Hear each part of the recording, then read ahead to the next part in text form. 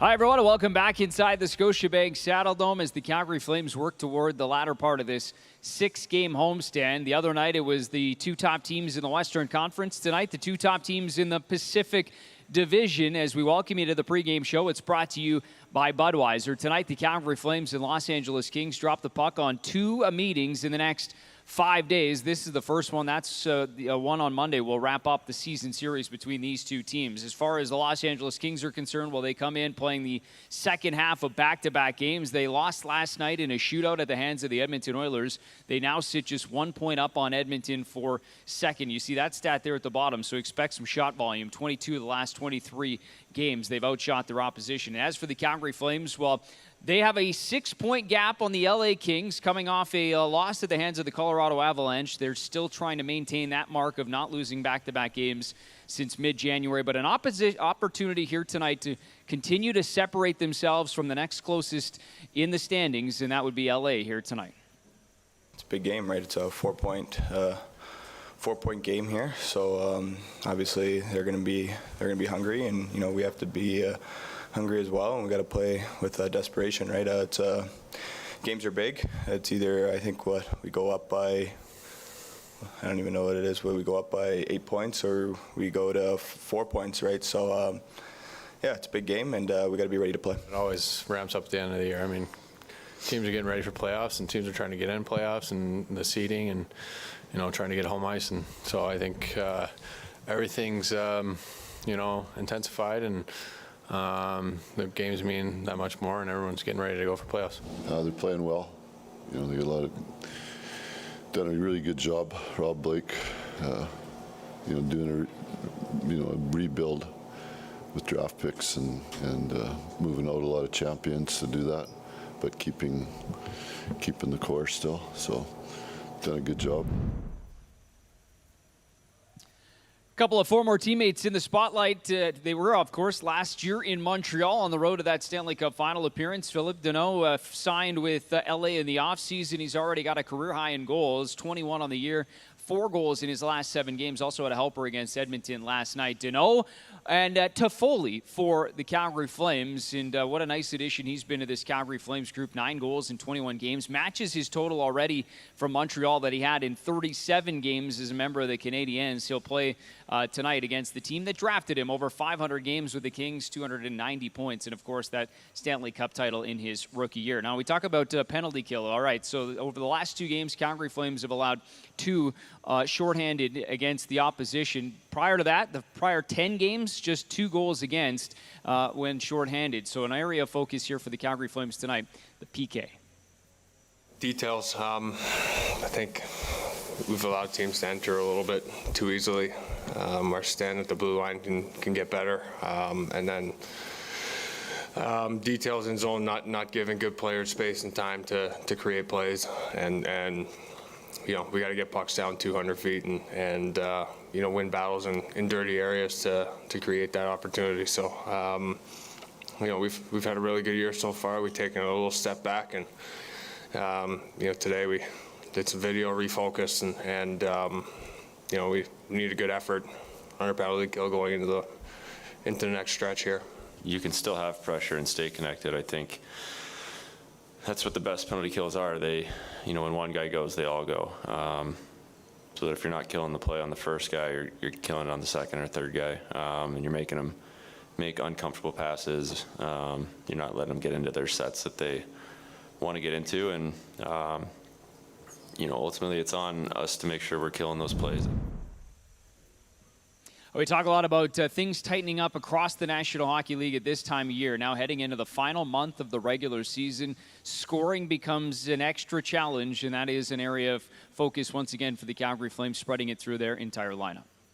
The biggest thing, Derek, that gets overlooked with our team, we have a lot of guys that have not scored or have scored 1 goal in a long time, and that's a big concern this time of the year. It's a big concern. I mean, even guys that have got significant number of goals, they haven't scored lately or for a long time, and it's a concern. So you gotta, number one, you gotta check for chances, but you gotta work for and bear down your opportunities, and you gotta get there.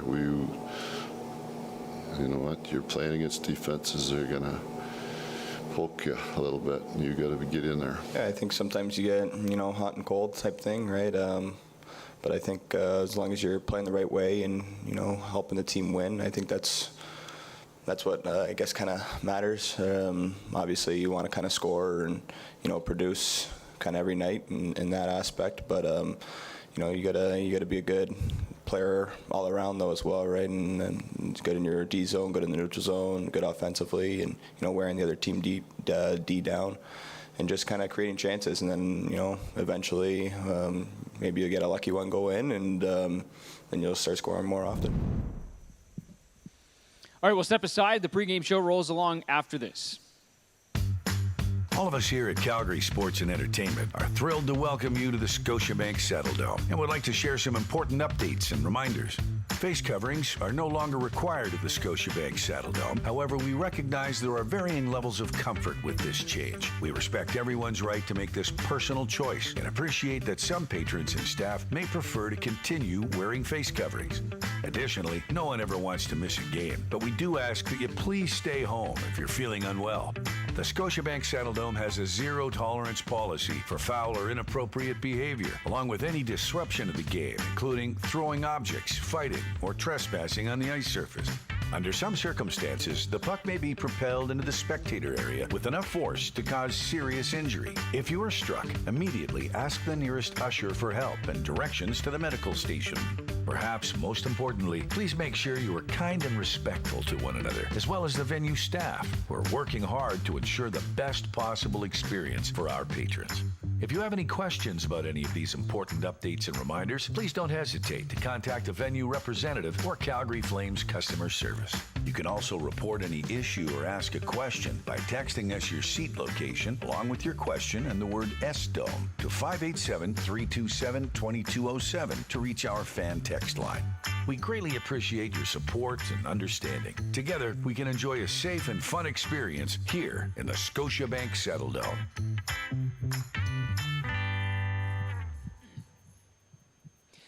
Here's a few things you need to know ahead of the Kings and Flames tonight. Nikita Zadorov, 1 point away from 100 in his career. He's also been a force physicality-wise over the past few games as well. Johnny Gaudreau leads the National Hockey League in even strength points. It's 70 of his 90 so far on the season. And the opposite side of things, Tom McClellan, 1,000 games on March the 28th. Tonight, 1,002 behind the bench, and it'll be behind the Kings bench.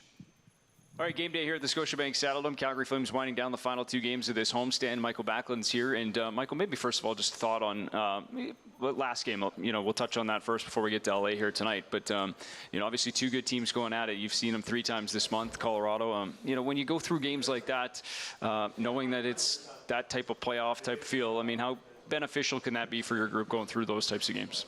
Yeah, no, for sure. They're good for our group to play. Like you said, it was a tight game. 5-5, I thought we were playing pretty well. Special teams obviously was hurting us. Letting 2 goals in on the penalty kill, and we got a big 5-on-3 goal in power play, but we still had some other chances, opportunities, and we didn't score, and that was the difference. So 2 good goaltenders playing well, and just a tight checking game overall. So definitely good for our group to have those now, and to prepare down the road.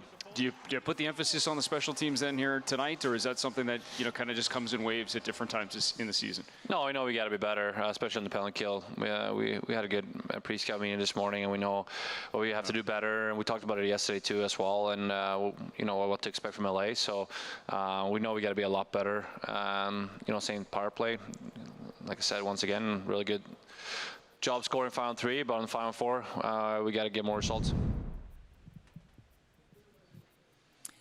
All right, here's a look at your starting goaltenders for tonight's hockey game. We'll begin with the visitors. It is Cal Peterson getting the assignment tonight. He also got the start against the Flames earlier this year. It was Jonathan Quick making 33 saves last night, but Peterson gets his nod for the 31st start of his season. Jacob Markstrom on this side of things for the Calgary Flames. These two guys went head-to-head in LA earlier this year. Jacob Markstrom, 7 of the last 8 starts for the Calgary Flames, and 5th consecutive here tonight for the Flames. As we look at the same roster tonight as we saw on the other night as well against the Colorado Avalanche, no changes for the Flames tonight. LA without 8 regulars tonight, but they are second in the Pacific Division. We know we got a good one here tonight. Flames and LA Kings coming up next. We'll see you back at the first intermission. Enjoy the game, everyone.